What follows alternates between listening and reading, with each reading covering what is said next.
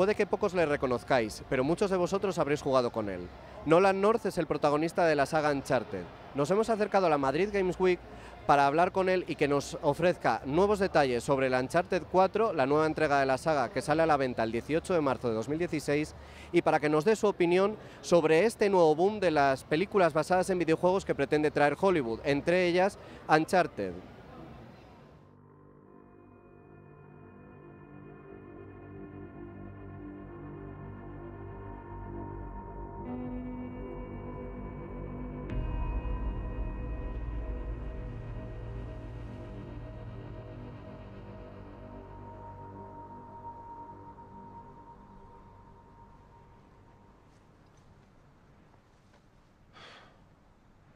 Where the hell are you?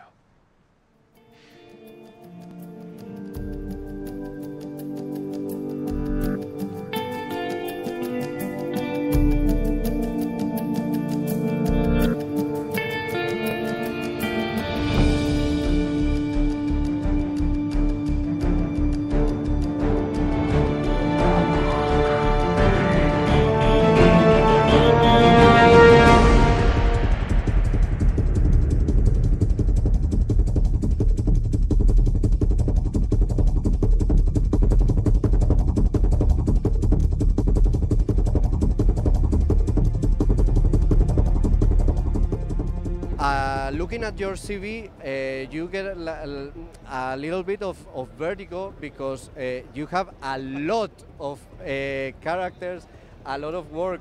I assume that you feel very lucky. Has anyone tell you that you have like the CV of a porn actor? Wow, no, you're the first. Yeah. Wow, that catches you off guard. You know, there's a lot of characters in my head. And hopefully there's a lot more to play that will not require me to take my clothes off. So, yeah. It must be weird to shoot this kind of works like Nathan Drake, that you are dressed in this CGI costume. Yeah. How's the shooting of an Uncharted game? Well, the motion capture suit that we wear is... you know, after 10 years, I'm pretty used to it by now, you know, and the great thing is it just employs your imagination to, like no other. But like I tell people, you know, a performance is a performance, and as an actor, that's what you're responsible for giving. So whether it's on a set somewhere or on a location, in front of a camera, or if you're sitting in front of a microphone, your responsibility is to give the performance, and I've become so used to the performance capture and the motion capture suit that you know, I find it very freeing. You know, a lot of people think, you know, you walk into that room and there's nothing there. There's minimal props. Like they say, how do you do that when there's nothing? And I always respond with, well, there's nothing, or there's everything. Whatever you can imagine. Very much the way children play. You know, you get a group of 9-year-olds playing a playground.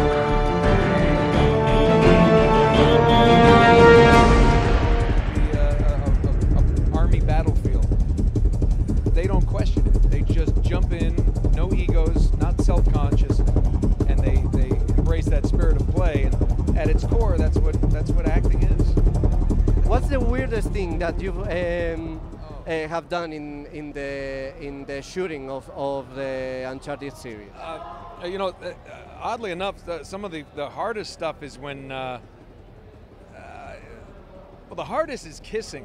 When you have to kiss Elena, and we have a helmet on and you have to, you know, you have to actually go for the kiss only so close as you can get with the helmets on, and then do it all over with the helmets off, and they put it together. That and I think the oddest thing to watch is when you're in water, because you have to kind of pretend to be moving in water, and you can feel really silly really quick. Well, next year we have Uncharted 4. What can you tell us about it from your perspective? I think we have a more seasoned Nathan. Seasoned is a very kind word. You know, it's interesting because Uncharted is one of the few franchises that has allowed its hero, its main character, to age with me, thankfully, because I can't stop that no matter how hard I try.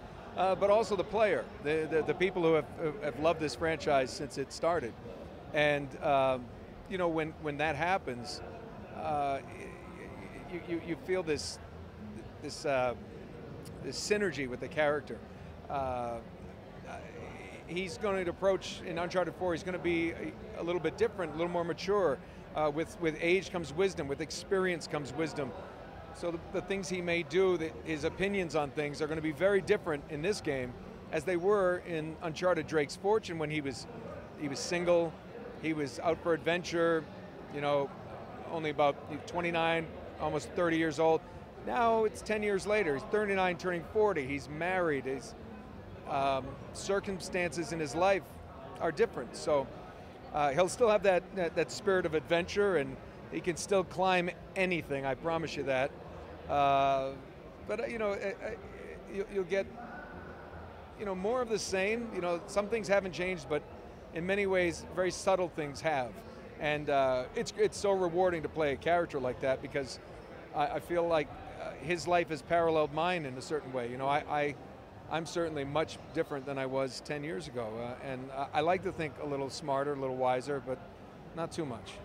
It seems like Hollywood is starting a new try on the video game movie connection, with an Uncharted movie coming in the future. Yeah, maybe it's there. Would you like to be the star of the movie, of the Uncharted series, or do you think it's better to stay in the video game saga? You know, 10 years ago, I would have immediately said absolutely. I'd love to play the character, because who knows the character better than I am? Who knows the character better than I do? But you know, I don't know if the Uncharted the movie makes much sense anymore, financially, and you know, Hitman recently didn't do very well. Many of the video game adaptations just don't do that well. And so many fans say that this game is already so cinematic. They've already feel like we've done 4 movies. So I think it's hard. I think that they've had a lot of trouble with directors and trying to get stars attached. Chris Pratt turned it down because, let's face it, Guardians of the Galaxy, Chris Pratt, that's pretty much Nathan Drake in space.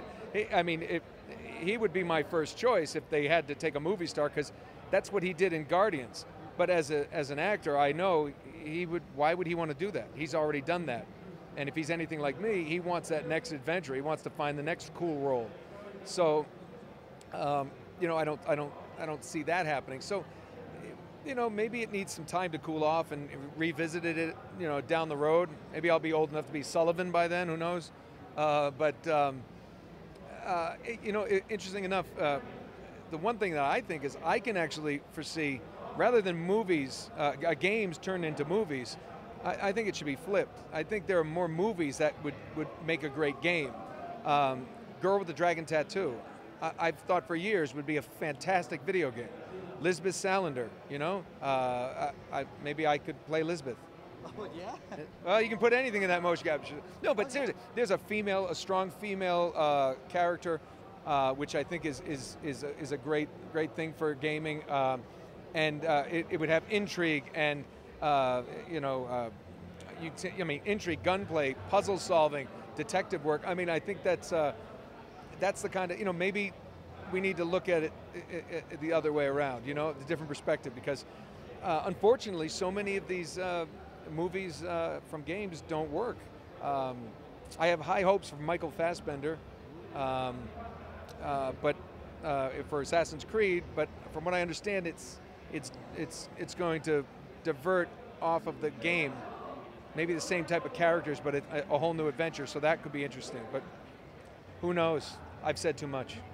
No, what do you think movies based on video games can't reach the expectations of the gamers and of the public in general? Well, I think it's kind of simple. It's a game. You are the star. Anybody who plays Nathan Drake is Nathan Drake and he's immersed in that role. It's an experience. It's not just 2 hours with your popcorn at a movie and you go home. It is an actual physical experience that you have. And I think when you get a game like Uncharted that is so high quality and so interesting and so well written, I think it's really difficult to top that, because it's always going to be, difficult to see that person. It's an emotional experience. A good game like Uncharted is an emotional experience. And I hope this isn't going off topic, but I always thought like 50 Shades of Grey was going to be a very difficult movie to make, because people who loved the book had their own vision in their head of what Christian Grey looked like and what he sounded like. And the day you cast an actor, that's who you're saying is that character. When so many people who read the book had that emotional experience with that character through the book, if that actor didn't match that person's particular taste, the movie didn't work. However, like Jason Bourne, you got you're perfectly willing to accept anyone because it's not. You want to see the action, you want to see the story, not necessarily have an emotional connection with that character. Nathan Drake is that he's the. What am I saying? He's the digital Christian Grey. You have an emotional experience, but you have the emotional experience with your game characters because you're invested. You are that character, and I think that's where a big part of the problem exists. Well, going back to your career, we haven't barely seen you in movies or in series. We've seen you in Pretty Little Liars, for example. But for these people in this huge event, you are the biggest star maybe today. Yeah, I think so. And for a fan of the Uncharted series, for me you are. Yeah.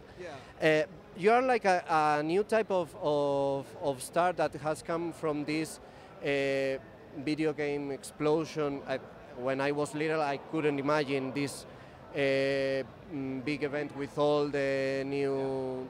So how do you see that, and how are fans with you? Do they recognize you? It has some perks with being the B-side of Nathan Drake. Yeah, the whole idea of fame and celebrity really doesn't hold much for me. I think it's kind of silly. But I do know that people like what you do, and you love to be appreciated for what you do, and that means a lot to me. I have a great life. I enjoy everything I do, and as an actor, I'm at that point where I just look for things that inspire me and roles that inspire me. Yesterday, people can see me in Con Man, which is a web series on Vimeo that I did with Alan Tudyk and Nathan Fillion, Mindy Sterling, Seth Green, Tricia Helfer. I mean, it's a huge kind of thing, and season 2 will be shooting next year, and we're not sure where that will be, if it'll be Vimeo again possibly, or another outlet. I have no idea, but it's a comedy, which is where I kind of got my start in theater and comedy, so I finally got to do some comedy. And quite frankly, I've turned down some TV jobs because I've just been so busy.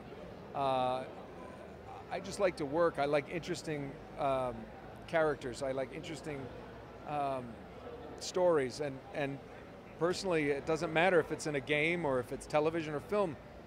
I guess I'm a lot like Nathan Drake in the fact that the way he's addicted to the adventure of treasure hunting, I'm addicted to finding that next adventure, that next adventurous role that could take me to shoot a film in Scotland or Spain or Georgia. Ohio. I mean, anywhere in the United States.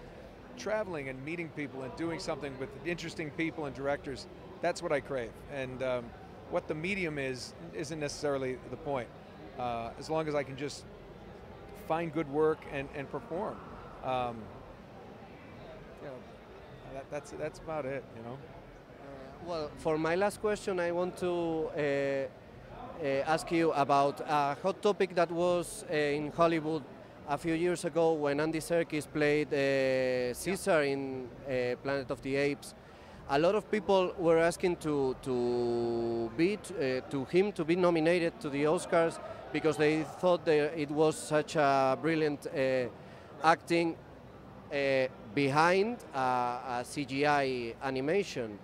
But a lot of people too thought that it wasn't the same as acting. How do you feel about that? Well, it is acting. There's no doubt about it. And Andy Serkis had one of the best lines I've ever heard. My performance is like anybody else's except I wear digital makeup. And you have to understand, I'm a huge Andy Serkis fan. I mean it's it's on my bucket list to actually work with him one day, and we're going to make it happen, Andy. But I don't know, quite frankly, what the qualifications the Academy has for those kind of things, so I can't really give an opinion on it. I can say a performance is a performance, but there may be certain Academy rules and regulations that for nominees. I really don't know, so I can't really gather an opinion on it.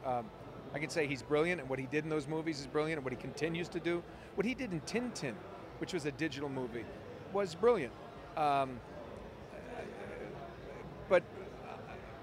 I don't see them changing that. What I do see is possibly them adding the category of performance capture performance category, because it's becoming more prevalent in movies. You know, Alan Tudyk, who was in Con Man, you know, he gave a great performance years ago in I, Robot, and people had no idea that was him, almost uncredited. You know, I mean, but he was brilliant, and he's doing it again for the Rogue One movie, the Star Wars movie Rogue One, doing a motion capture, a performance capture performance. If they're not going to change those rules, maybe it should become its own category, because it is without a doubt a performance worthy of praise. Well, thanks a lot, and yeah, good luck.